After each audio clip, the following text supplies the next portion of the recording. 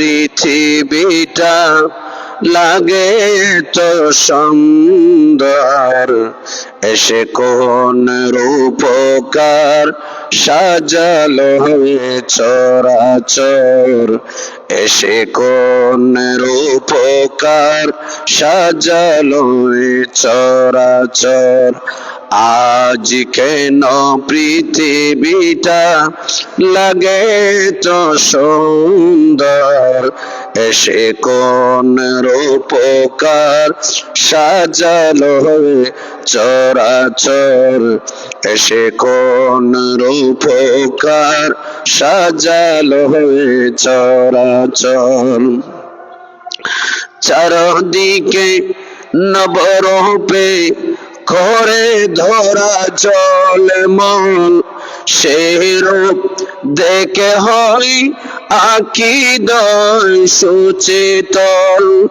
কেটে গেছে কুৎসিত নিশীথে দ্বিপ্রহর, কেটে গেছে কুৎসিত নিশীথের দ্বিপ্রহর, এসে কোন রূপকার সাজালো চরাচর। আজ কেন পৃথিবীটা লাগে তো সুন্দর, এসে কোন রূপকার সাজালো চরাচর, এসে কোন রূপকার সাজালো চরাচর।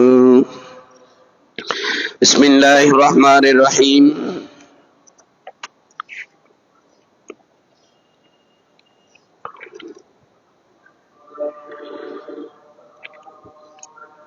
أولئك كتب في قلوبهم الإيمان وأيدهم بروح منه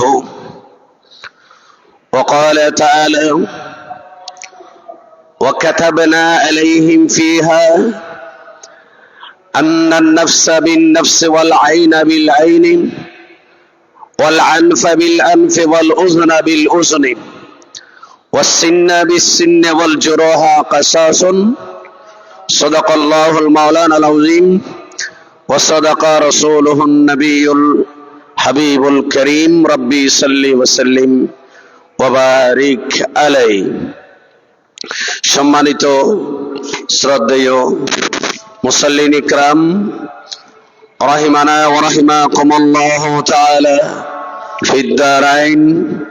আল্লাহ পাক আযজা ওয়া জালের দরবারে পাকে শুকর আদায় করছি, মাহে রবিউল আখির চাঁদে আল্লাহ পাকের সান্নিধ্যে আমাদেরকে ইবাদত এবং বندگی করার লক্ষ্যে একাত্তা হওয়ার, জমা হওয়ার তৌফিক এবং সুযোগ দিয়েছেন।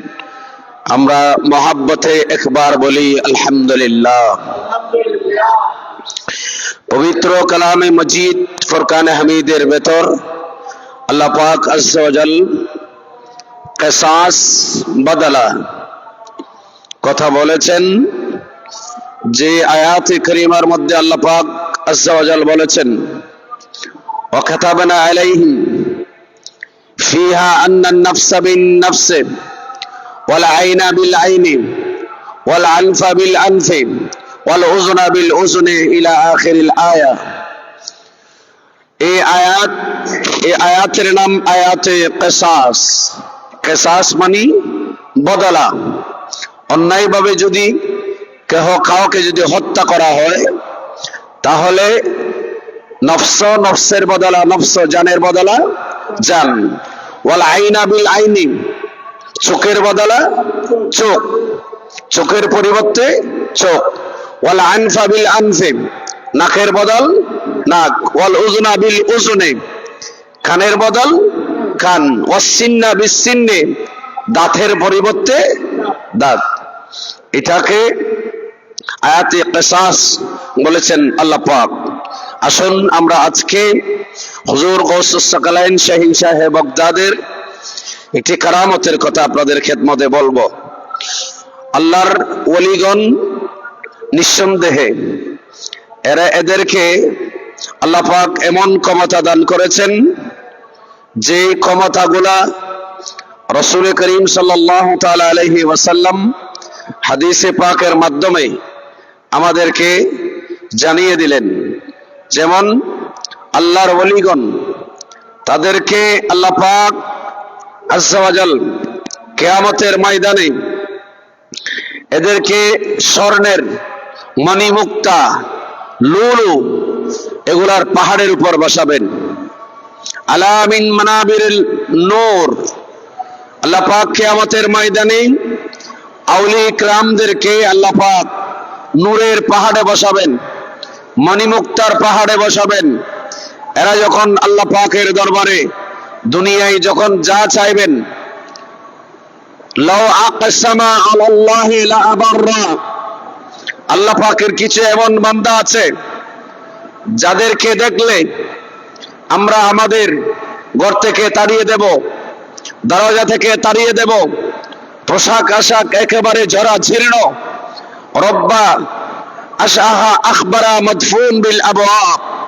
আল্লাহর নবী বলেছেন যে এমন কিছু আল্লাহর বান্দা, এদের দেখলে, এদের পোশাক আশাক দেখলে আমরা আমাদের ঘরের দরজার সামনে থেকে তাদেরকে তুচ্ছ তাচ্ছিল্য কথা বলে বের করে দেব। লাউ আকসামা আলাল্লাহ লা আবাররা, যদি এরা কোনো বিষয়ে আল্লাহ পাকের দরবারে যদি কসম করেন, কোন বিষয়ে যদি আল্লাহর ওই বান্দাগণ কসম করেন, লা আবাররা, তাদের কসম আল্লাহ পাক পুরো করেন। এরা যখন যা চাইবে তখন আবার আল্লাহ পাক তাদের তা দান করবেন। জোরে বলুন। তাদের পজিশন কিয়ামতের ময়দানে কেমন হবে? হাদিসে পাকের মধ্যে আসছে, যেমন বুখারী শরীফ কিতাবুর রিকাক, বাবু ইয়াদখুলুল জান্নাহ ৭০,০০০,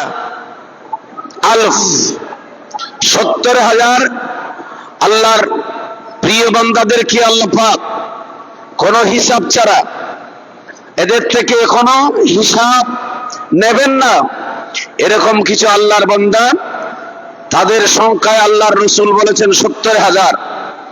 বুখারী শরীফ কিতাবুর রিকাক পারা নাম্বার হচ্ছে ২৭ নাম্বার পারায় ৯৬৯ নাম্বার পৃষ্ঠায়, হাদিস নাম্বার হচ্ছে ৬২৯৪। রাসূল আরবি সাল্লাল্লাহু তাআলা আলাইহি ওয়াসাল্লাম ইরশাদ করেছেন, আল্লাহর নবী বলেন, ক্বালা নবী সাল্লাল্লাহু তাআলা আলাইহি ওয়াসাল্লাম, লা ইয়াদখুলান্নাল জান্নাহ মিন উম্মতি ৭০,০০০। রাসূল আরবি বলেন ৭০,০০০ আমার উম্মতের মধ্যে বেলা হিসাবে জান্নাতে যাবে। আও ৭০০,০০০ অথবা ৭ লাখ। এরা আবার এক এক, এ হাদিসের মাথা হচ্ছে, এরা আবার এক এক জনে ৭০,০০০ করে আল্লাহর দরবারে সুপারিশ করে জান্নাতে নিয়ে যাবেন। আল্লাহর নবী ইরশাদ করেন, মুতামাসিকুনা আখিরুন বা'দুহুম বিবাদ, এরা একে অপরে হাসরের ময়দানে লোহার শিকলের ন্যায়, ট্রেনের বগির ন্যায় একটা অপরটার সাথে যেমন আটকানো থাকে, শিকল যেমন একটা কামটার সাথে আরেকটা এইভাবে সংযুক্ত থাকে, কিয়ামতের ময়দানে ৭০,০০০ বেলা হিসাবে যারা জান্নাতে যাবে, তারা এক একজনের হাতে ধরে শিকল বানাবেন। হাত্তা ইয়াদখুলা লা ইয়াদখুলু আউয়ালুহুম হাত্তা ইয়াদখুলা আখিরুহুম, আমার আল্লাহ বলবেন জান্নাতে প্রবেশ করো, তখন সে আল্লাহর মাহবুব ওলিগণ, আল্লাহ পাকের প্রিয় বান্দাগণ, আল্লাহর প্রিয় যাদের অক্লান্ত পরিশ্রমে যে দ্বীন ইসলাম জমিনে সুজলা সুফলা হয়েছে, এদেরকে আল্লাহ পাক বলবেন জান্নাতে প্রবেশ করো। তখন এরা বলবে, আল্লাহ আমরা জান্নাতে প্রবেশ করব না, শুরুতে জান্নাতে যাব না। তখন এরা বলবে, আল্লাহ আমাদের সাথে যারা নামাজ পড়েছে, আমাদের সাথে যারা রোজা রাখছে, হাদিসে পাকে এইভাবে আসছেন, রাসূল আরবি সাল্লাল্লাহু তাআলা আলাইহি ওয়াসাল্লাম বলেন, يقول الله سبحانه وتعالى وجبت محبتي للمتحابين فيها وفي متجالسين فيها متجابرين فيها। তখন আল্লাহর ওলিগণ বলবেন, আল্লাহ যারা আমাদের সাথে নামাজ পড়েছে, রুকু করেছেন, সিজদা করেছেন, তেলাওয়াতে কোরআন করেছেন, জিকির আজকার করেছে, আমাদের সাথে হজ করেছে, আমাদের সাথে দিন ইসলাম শরীয়তের কার্যকলাপ নামাজ রোজা আদায় করেছে, যারা আমাদেরকে মহব্বত করত, আল্লাহ তাদেরকে ছাড়া আমরা জান্নাতে যাব না। তখন এরা শিকল বানিয়ে একে অপরকে ধরে ময়দানে মাহশরে যে 70,000, তখন আল্লাহর ওলিগণ বলবেন, লা ইয়াদখুলু আউয়ালুহুম, আল্লাহর ওলিগণ শুরু থেকে জান্নাতে যাবে না। যারা লাইনের কাতারের শুরুতে থাকবেন এরা জান্নাতে প্রবেশ করবে না। এরা বলবে, হাত্তা ইয়াদখুলা আখিরুহুম, আল্লাহ আমরা শুরুতে জান্নাতে যাব না, পেছন থেকে যারা আছে আল্লাহ তাদেরকে আগে জান্নাতে প্রবেশ করাও। একটু চিৎকার দিয়ে বলুন। তাহলে আল্লাহর প্রিয় বান্দাগণকে আল্লাহ পাক এইভাবে বেলা হিসাবে জান্নাত দান করবেন। হুজুর গৌসে পাক শাহ সাহেব বাগদাদ হচ্ছেন ওই সমস্ত অলিকুলের সম্রাট, অলিকুলের সম্রাট। এই জন্য একজন কবি খুব সুন্দর বলেছেন, একজন কবি বলেন, আমার গৌসুল আজম জিলানীর নাই রে তুলনা, আমার গৌসুল আজম জিলানীর নাই রে তুলনা। এই জগতে কোন মালিক, এই জগতে কোন মালিক তাহার সমান হবে না, নাই রে তুলনা। আমার গৌসুল আজম নাই রে তুলনা, আমার গৌসুল আজম। যার কদম কাঁদে না নিলে, যার কদম কাঁদে না নিলে অলি হবা যায় না, নাই রে তুলনা। আমার গৌসুল আজম নাই রে তুলনা, আমার গৌসুল আজম নাই রে তুলনা। হুজুর গৌসে পাক বাগদাদের জামে মসজিদে দাঁড়িয়ে বলেন, কদমি হাযিহি আলা রাকাবাতি ফি কুল্লি ওয়ালিল্লাহ। হুজুর গৌসে পাক বলেন, আমার এই বেলায়েতের কদম পৃথিবীর সমস্ত আউলি কিরামের কাঁধের উপর। একটু চিৎকার দিয়ে বলুন। হুজুর গৌসে পাক শাহ সাহেব বাগদাদ যখন এই কথা বলেছেন, বাগদাদের ইরাকের জামে মসজিদে মিম্বরে পাকের উপর, তখন আমার হুজুর গৌসে পাকের যে আপন সমপর্যায়ের আল্লাহর ওলিগণ বিভিন্ন জায়গা থেকে হুজুর গৌসে পাকের এই কথার উপর সায় দিয়েছেন। যেমনি ভাবে তখন হুজুর গৌসে পাক শাহ সাহেব বাগদাদ নিশাপুর ছিলেন, ইনি ওখান থেকে ডাক দিয়ে বলেন, গরিব নামাজ নিশাপুরের গভীর অরণ্যে গৌসে পাকের গৌসিয়তের সমর্থনে বলেন আমার মাথায় চোখে, বলেন আমার মাথায় চোখে তাহার চরণ দুই কানা, নাই রে তুলনা। আমার গৌসুল আজম নাই রে তুলনা, আমার গৌসুল আজম নাই রে তুলনা। এই জগতে কোন বলি তাহার সমান হবে না, নাই রে তুলনা। সালাতুন আলাইকুম। বাগদাদ জামে মসজিদে দেই গৌসিয়তের ডাক, সকলের কাঁদে আমার দু চরণে পান নত শিরে করলো বরণ নত শিরে করলো বরণ যত গাইছে জামানার নাই রে তুলনা আমার গৌসুল নাই রে তুলনা আমার গৌসুল নাই রে তুলনা সালাম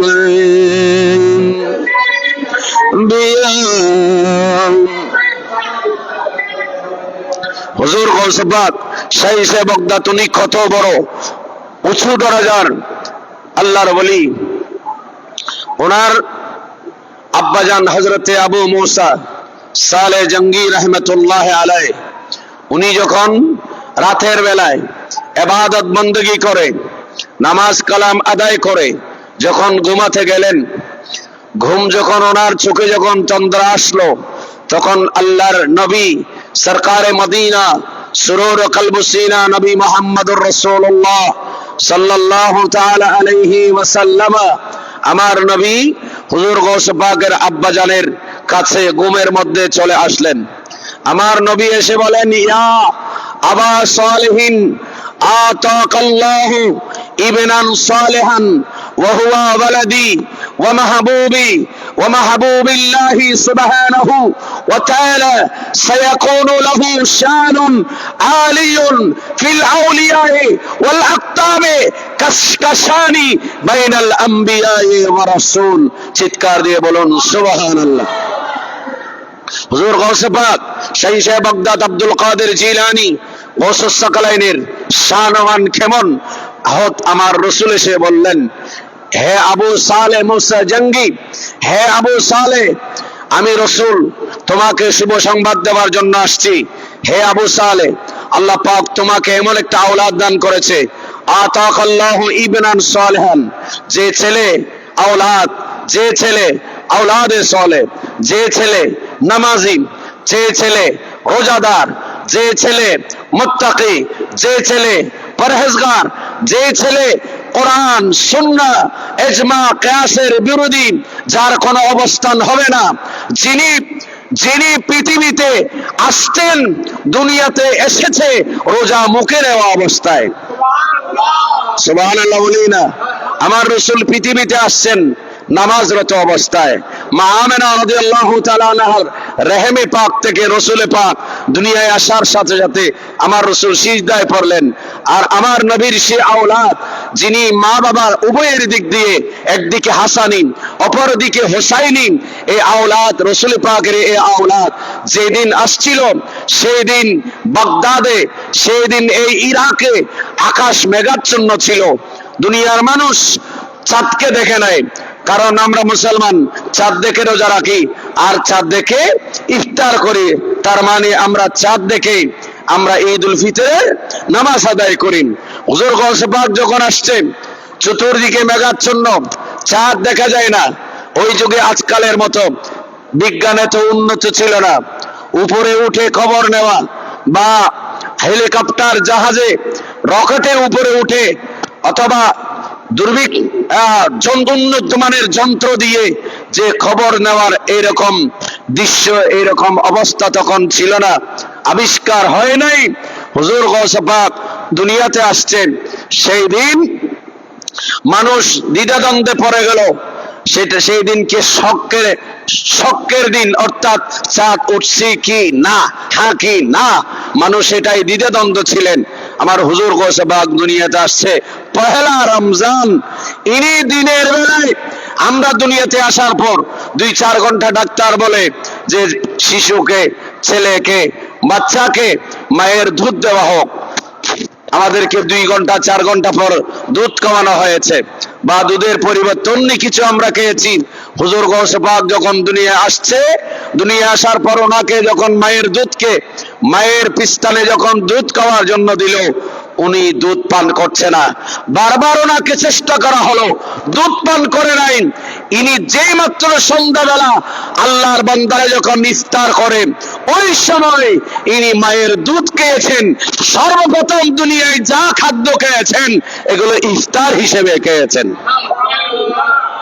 এখন তো আমরা স্বাভাবিক শরীর সুস্থ থাকলেও রোজা রাখি না।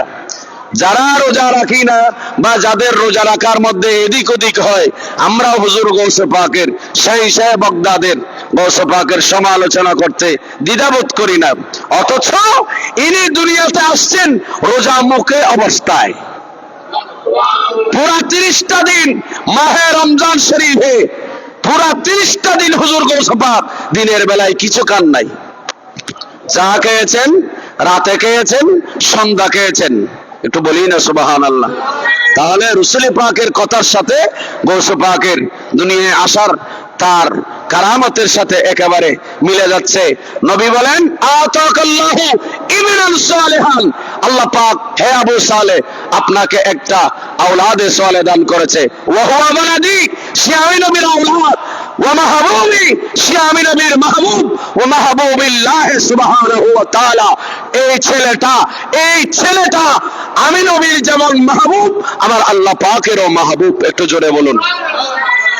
سيكون له شان عالي في الاولياء والاقطاب, ওলি আকতাবদের মধ্যে অতি শীঘ্রই তার শান এমন হবে। কেমন শান হবে? শানুন আলিয়ুন, তার শান হবে সুউচ্চ কাশানি, যেমনি ভাবে আমি নবীর শান নবী রাসূলের মাঝে কাশানি বাইনাল আম্বিয়ায়ে ওয়া রাসূল, নবী রাসূলের মাঝে আমার চাইতে যেমন কোন বড় নবী নাই, আমি রাসূলের চাইতে যেমন কোন রাসূল নাই, নবী রাসূলের মাঝে আমার শান আমার যেমন, ওলি এবং আকতাবদের মধ্যে এই ছেলে এই আওলাদের শানও তেমন। একটু বড় করে বলবো না সুবহানাল্লাহ। এই জন্য হুজুর গৌসে পাকের শানে বলা হয়েছে যার কদম কাঁধে না নিলে ওলি হওয়া যায় না, নাই রি তুলনা। একটু বলি না সুবহানাল্লাহ। হুজুর গৌসে পাকের বেলায়েতের কদম কাঁধে না থাকলে ওলি হওয়া যায় না। ওলি হওয়া যায় না। আল্লাহ পাক আমাদেরকে বোঝার তৌফিক দান করুন। আর একটু জোরে বলি। এই জন্য হুজুর গৌসে পাক শাহ বাগদাদ ওনার শানমান খুব উপরে, কারণ বেলায়েতের কিছু স্তর আছে। বেলায়েতের কি আছে বলেন না? বেলায়েতের স্তর আছে। যেমন আমাদের মধ্যে লেখাপড়া করে কোয়ালিটি যেমন স্তর আছে। যিনি যে ক্লাস 8 পর্যন্ত পড়বেন বা ক্লাস 5 পাস করবেন, ক্লাস 5 এর উপর, এরপর এসএসসি, এরপর এসএসসি, এর উপরে মাস্টার্স, এর উপরে যেতে যেতে বিসিএস বা এর উপরে আরো কিছু, এরকম যেমন স্তর আছে বেলায়েতের কিছু স্তর আছে। সুবহানাল্লাহ বলেন। আল্লাহর এক ওলি হুজুর গৌসে পাক শাহ বাগদাদকে ওনাকে গৌসুল আজম বলতে অস্বীকৃতি, কারণ গৌসুল আজম শব্দ এটা একটা স্তরের নাম। সুবহানাল্লাহ বলেন না। এমনি গৌস মানে সাহায্যকারী, যিনি সাহায্য করবেন, মদত করবেন। আজম মানে বড় সাহায্য করবেন। এখন কথায় আসে, অনেকে বলে যে সবচাইতে বড় সাহায্যকারী আল্লাহ, ঠিক না? এই কথার কি আমরা কেহ দ্বিমত করেছে কোনোদিন? বলেন না। কোন সুন্নি আলেম কি কথা বলেছে যে গৌসুল আজম মানে বড় সাহায্যকারী, তার মানে হুজুর গৌসে পাকের ক্ষমতা কি আল্লাহর ক্ষমতার উপরে? বড় করে বলেন। এরকম কোন আলেম ওলামা হাফেজ কারি কেহ বলেছেন? কিন্তু আমাদেরকে ঠেক লাগাতে চায়। আমাদের সমাজে কিছু মানুষ বলে গৌসুল আজম আল্লাহকে ছাড়া আর কাউকে বলা যাবে না। তাহলে যদি সেটা হয়, তাহলে যারা এটা গৌসুল আজম বলা শিরিক বেদাত বলতেছে, তারা আবার মুরব্বী শব্দ নিয়ে ঠল করছে। রব আরবাব মুরব্বী, রব যিনি তিনি আরবাব, তিনি মুরব্বী। একটু বড় করে সুবহানাল্লাহ বলেন না। এটা যদি আরবি গ্রামার অনুযায়ী হিসাব করেন রব প্রভু, তাহলে আমাদের দেশে অনেক ভাইরা যারা বিদেশে থাকে এরা অনেক তাদের যিনি কি থাকেন, যার আন্ডারে সেই চাকরি করেন অথবা যিনি তার এই বিষয়ের মধ্যে কি বিষয়ের মালিক, যারা অতাইনি গিয়েছেন, যার ডকুমেন্ট ওনার নামের সাথে, তাহলে ওনাকে বলে আরবাব। কি বলা হয়? বড় করে বলেন। আরবাব এটা রবের বহুবচন। রবের বলেন না, রবের বহুবচন আরবাব। এটাকে উপরে নিলে আবার হয় মুরব্বী। আরবি ভাষায় মুরব্বী শব্দ চট্টগ্রামের হলো মুরব্বী ভাষা, আমরা ব্যবহার করলে এটা আরবি ভাষা। এটা কি ভাষা? আরবি ভাষা। তাহলে এই শব্দগুলাকে কি এখানের মধ্যে কি শিরিকের গন্ধ যাচ্ছে না? যদি আপনি বলেন গৌসুল আজম, হুজুর গৌসুল আজম মানে এটা একটা স্তর। আমাদের দেশে যেমন একজন পুলিশ, একজন আনসার, একজন পুলিশ, একজন হচ্ছে আর্মি, আরেকজন হচ্ছে র্যাব, এইভাবে উপরে যেতে যেতে স্তর আছে। এই স্তর গুলার নাম পুলিশ মানুষের নাম নয়, পুলিশ এটা একটা চাকরির স্তরের নাম। এভাবে র্যাব কোন মানুষের নাম নয়, র্যাব এটা চাকরির মধ্যে সরকারি কর্মকর্তা, আইন প্রয়োগকারী সংস্থাদের মধ্যে যারা অপরাধ করবে তাদেরকে গ্রেপ্তারের মাধ্যমে, শাস্তি করার মাধ্যমে একটা বাহিনীর নাম, স্তরের নাম হচ্ছে র্যাব। ঠিক কিনা? যেমন আর্মি কোন মানুষের নাম আর্মি নয়। কোন মানুষের নাম কি আর্মি? এটা একটা যে সরকারি কর্মকর্তাদের মধ্যে একটা স্তরের নাম। ঠিক একইভাবে গাউস, কুতুব, আবদাল, আফতার, আওতাদ, আখিয়ার এগুলো এক একটা বেলায়েতের স্তরের নাম। এগুলো এক একটা কি বেলায়েতের স্তরের নাম। যখন একজন আল্লাহর বান্দা হুজুর গৌসে পাককে গৌসুল আজম মানতে রাজি নাই, ইনি ওনার দুইজন মুরিদকে হুজুর গৌসে পাকের কাছে পাঠালেন। যখন পাঠালেন, হুজুর গৌসে পাকের মুরিদের সাথে এই মুরিদের সাক্ষাৎ হলো। বলে বাগদাদে এমন একজন মানুষ যিনি নিজেকে বলছেন কদমি হাদিহি আলা রাকাবাতি ফি কুল্লি ওয়ালি আল্লাহ, যিনি কথা বলেছেন ওনাকে আমাদের হুজুর গৌসুল আজম মানেন না। তখন কথায় কথায় অনেক লম্বা কথা হলো, শেষ পর্যন্ত মুরিদ উভয়ে সমাধান করলেন, বলেন চলেন আপনার হুজুরের কাছে যাই। গিয়ে ওনাকে বললেন, হুজুর আপনাকে আমরা শ্রদ্ধা করি, আপনি হুজুর গৌসুল আজম আব্দুল কাদের জিলানীকে গৌসুল আজম মানতে রাজি নাই, আমাদেরকে হুজুর গৌসুল সাকালেন আব্দুল কাদের আপনাদের কাছে পাঠিয়েছে। বলে কেন পাঠিয়েছে? বলে আপনারা যেখানে যেই জায়গায় রিয়াজত করেন এই জায়গার নাম হচ্ছে, আপনার বেলায়েতের স্তরের নাম হচ্ছে মাকামে দরকাত। মাকামে দরকাত। আপনি যে জায়গায় যে স্তরে আপনার বেলায়েতের পজিশন, এই পজিশনের নাম হচ্ছে মাকামে দরকাত। মাকামে দরকাত। সেখানে আল্লাহ পাক কিছু ওলিদের আপনাদের মাঝে যে বেলায়েতের স্তরকে বুলন্দ করেছেন, ওনাদের জন্য আল্লাহ পাকের পক্ষ থেকে পুরস্কার দেওয়া হয়েছে। সূরা কুল হুয়াল্লাহ, সূরা কুল হুয়াল্লাহু আহাদ, এই সূরা সম্বলিত পজিশন দিয়ে আল্লাহ পাক জুব্বা দিয়েছেন, তার বেলায়েতের স্তরকে উপরে করেছেন। সেটাকে আপনাদের এলাকায় নয়। বলে আপনি কিভাবে জানেন? এগুলো আমার মুরিদানরা জানে না, আপনি কিভাবে এগুলো জানলেন? তখন হুজুর গৌসে পাকের মুরিদানরা বলতেছেন, দেখেন গৌসে পাকের মুরিদের কাছে আপনার বেলায়েতের স্তর জানা আছে। বলো কই, আমি যেখানে তো রিয়াজত মুরাকাবা মুশাহাদা আমার যেখানে হয় সেখানে তো আব্দুল কাদের নামে কোন আল্লাহর ওলি আমি দেখতে পাচ্ছি না। তখন এরা দুইজন বলতেছেন, হুজুর দেখবেন কেমনে, উনি তো সেইখানে নাই, উনি তো এর উপরে। একটু বড় করে বলুন না সুবহানাল্লাহ। আচ্ছা, আমরা এখন উপরের তলায় আছি। কয় তলায়? তৃতীয় তলায়। কয় তলায় আছি? নিচের তলায় যারা এখন অবস্থান করছে, এখন এই তৃতীয় তলায় কয় কাতারা হয়েছে, আমরা কয়জন আসছি, এরা নিচে দেখে কি উপরের গুলো কি দেখতেছে? এমনি এদের আকলে আছে যে উপরে আরেকটা কি আছে, আরো দুইটা স্তর আছে। হ্যাঁ, ঠিক একইভাবে নিচের তালার গুলো যেমন উপরের তালার খবর জানে না, হুজুর আপনি আছেন মাকামে দরকাতে, তো হুজুর গৌসে পাকের বেলায়েতের স্তর আপনি কেমনে বুঝবেন? একটু বড় করে বলুন সুবহানাল্লাহ। তখন আরো দুইজন বলতে আমার হুজুর গৌসে পাকও বলেছেন আনাল হাসানি ওয়াল মাখদা মাকামিহি ওয়া কদামি আলা উনকির রিজালি আসসালাম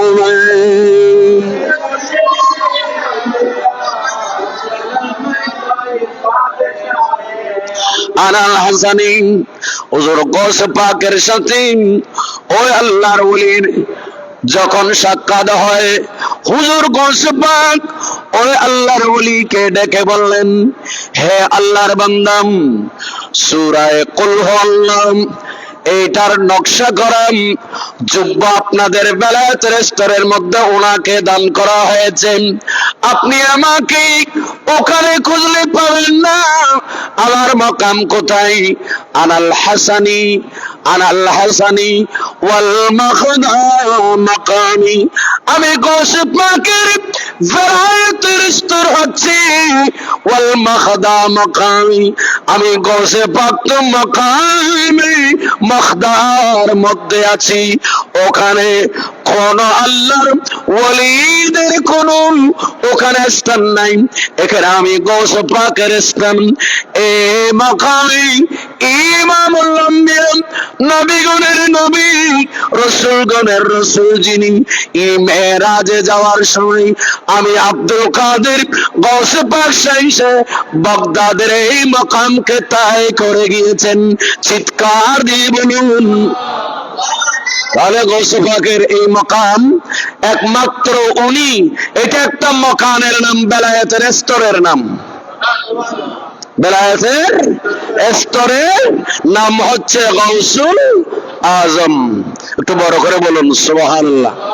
তারপরে আসুন, সাহায্য করা যায় কিনা, সাহায্য করতে পারে কিনা। বাবারে, সাহায্য করতে পারে কিনা। আমাদের সমাজে সাহায্য শব্দের ব্যাখ্যা বিশ্লেষণ অনেক আছে। সৎ জায়গায় সাহায্য করা, অসৎ জায়গায়, কথা বলেন, সৎ জায়গায় সাহায্য করা, অসৎ জায়গায় সাহায্য করা, এটার মধ্যে পার্থক্য আছে। হুজুর গৌস পাকের সাহায্য এটা সৎ জায়গায়, ইসলামিক এবং আল্লাহ প্রদত্ত ক্ষমতা বলে। কেমন করেছেন? যেমন হুজুর গৌস পাক শাহী সাহেব বাগদাদ, ওনার সাথে আবার বেয়াদবি করলে সেটারও আবার শাস্তি হয়। আমার কাছে ছোট্ট একটা, এই যে ছোট্ট একটা কিতাব আমি আপনাদের খেদমতে দেখাচ্ছি। এই ছোট্ট কিতাবখানা, এই কিতাবের মধ্যে এমন একটা চমৎকার ঘোষণা আসছে যেটাকে হুজুর গৌস পাক শাহী সাহেব বাগদাদ দিয়ে সাহায্য করেছেন। কাদেরকে করেছেন? আমি যে আয়াত তেলাওয়াত করেছি, আমার আল্লাহ কোরআনে পাকের মধ্যে যেভাবে বলেছেন যে আয়াতে কিসাস, এইভাবে একজন অন্যায় করলো, হুজুর গৌস পাক এসে কোরআনে পাকের এই আয়াত অনুযায়ী সাহায্য করলেন। কেমন করেছে? সময় তো সংক্ষেপ, বলতে পারবো না। আগামী জুমায় ইনশাআল্লাহ আপনাদের খেদমতে পুরো ঘটনাটা আমি উঠাইয়া ধরব। আমাদের বর্তমান এই ভারত উপভূখণ্ড, বর্তমান আমরা যেটাকে, যে ভারত বলতে এখন আমরা শুধু চিন্তা করি কোনটা? শুধু ইন্ডিয়া। তৎকালে অখণ্ড ভারত যেটাকে বলা হতো, এখন নাম হয়েছে, সেখানে আমরা দেখতে পাচ্ছি দিল্লি। দিল্লি, সেই দিল্লিতে একজন বাদশা, সে বাদশাহী করত। তার সন তারিখ কানা, আপনারা যখন বিশ্বকোষ করবেন, বিশ্বকোষ যখন স্টাডি করবেন, পৃথিবীর রাজা বাদশা এরা কোন সময় কার বয়স কত, লেখাপড়া কত, বংশীয় পরিচয় সবকিছু ওখানে পাবেন। দিল্লিতে একজন বাদশা ছিলেন, সে বাদশা ছিলেন শিখ, হিন্দু নয়। কি ছিল? শিখ। এই বাদশার নাম হচ্ছে বাদশাহ রঞ্জিত সিং। বাদশাহ, সে যখন বাদশাহী করেছে, ওই যুগের হুজুর গৌস পাকের একটা ঘটনা ঘটলো। ঘটনাটা কি? আমরা যেভাবে আমাদের দেশে এখন আমরা প্রতি মাসে খানকা শরীফে 11 শরীফ হয়, খতমে গাউসিয়া শরীফ হয়, কারো ঘরেও হয়, খানকাতেও হয় আল্লাহর ওলিগণের। যেমন আমাদের খানকা শরীফে প্রতি চন্দ্র মাসের 11 তারিখে কি হয়? গিয়ারবি শরীফ হয়। আমাদের এই মসজিদেও হয়, আমাদের এই মসজিদেও কি হয়? গিয়ারবি শরীফ হয়। আপনাদের অনেকের ঘরে হয়। এই দিল্লিতে একজন আল্লাহর বান্দা, তার ঘরের মধ্যে সে প্রতি মাস চন্দ্র মাসের 11 তারিখে আমার গৌসে পাকের গিয়ারবি শরীফের মাহফিল করতেন। কি করতেন? মাহফিলে গিয়ারবি শরীফ। গিয়ারবি মানে 11, গিয়ারবি মানে কি? 11। হুজুর গৌসে পাকের ওনার স্মরণে এটা মাহফিলটা করা হয়। কারণ হুজুর গৌসে পাক দুনিয়া থেকে পর্দা করেছেন এই গিয়ারবি শরীফের দিনে, অর্থাৎ ইনি ওনার যে চন্দ্র মাসের বর্তমান যে মাস রবিউল আখির চাঁদের 11 তারিখে, সুবহানাল্লাহ বলেন, ইনি আল্লাহর ওলির ভক্ত। তো উনি গিয়ারবি শরীফের মাহফিল করতেন। আশেপাশে তৎকালে তেমন মুসলমান নাই, মুসলমান কম। এখনো তো হিন্দুস্তান, বিশেষ করে ইন্ডিয়াতে, বিভিন্ন দেশে, নেপালে, ভারতে, শ্রীলঙ্কায় কিছু এমন এমন জায়গা আছে যেখানে হিন্দু বা বিভিন্ন ধর্মের, ওখানে মুসলমানের সংখ্যা একেবারে কম। অনেক জায়গাতে নাই বললেও চলে। এই ব্যক্তি প্রতি মাসিক গিয়ারবি শরীফের মাহফিল আয়োজন করতেন। তার ঘরের মধ্যে পার্শ্ববর্তী ঘরগুলো হচ্ছে হিন্দু ঘর। ওই হিন্দু বিধর্মী এরা গৌসে পাকের গিয়ারবি শরীফের মাহফিল প্রতি চন্দ্র মাসে শুনতে শুনতে এরা গৌসে পাকের গিয়ারবি শরীফের ভক্ত হয়ে গেল। খুব মনোযোগ। এ ঘরের মধ্যে আশেপাশে যারা হিন্দু আছে, ওরা সবাই গিয়ারবি শরীফের দিন মহব্বতে, খুব আদব সহকারে তাদের ঘরের মধ্যে বসে গিয়ারবি শরীফের ফজিলত এগুলো শুনতেন। হঠাৎ করে ওই ঘরের মধ্যে শুনতে শুনতে একটা ছোট্ট কন্যা শিশু শুনতে শুনতে সে কিশোরী হলো, বালেগা হলো। হঠাৎ এত সুন্দর মহিলা, কারণ মানুষের তারিফ করেছেন, লাকাদ খালাকনাল ইনসানা ফি আহসানি তাকওয়িম, মানুষের তারিফ করেছেন আল্লাহ। আল্লাহ বলেন, আমি ইনসান জাতি, মানুষদেরকে আমি কত সুন্দর করে, কত সুন্দর আকৃতিতে আমি আল্লাহ পাক সৃষ্টি করেছি। আমাদের যে সৃষ্টি করেছেন, আমাদের আকৃতির তারিফ করেছেন আল্লাহ।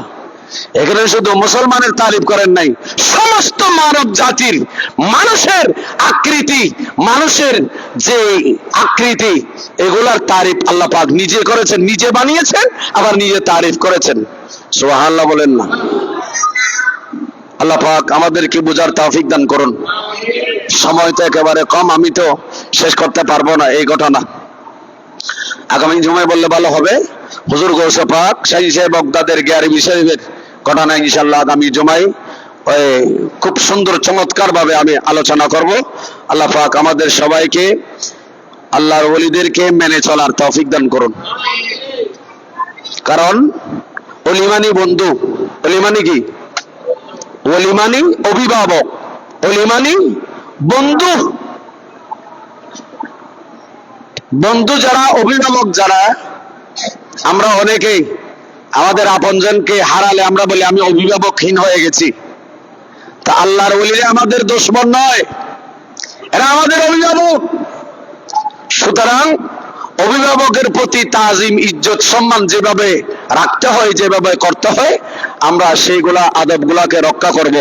ওয়া আখিরি দাওয়ানা আলহামদুলিল্লাহি রাব্বিল আলামিন। ওয়াসসালামু আলাইকুম ওয়া রাহমাতুল্লাহি।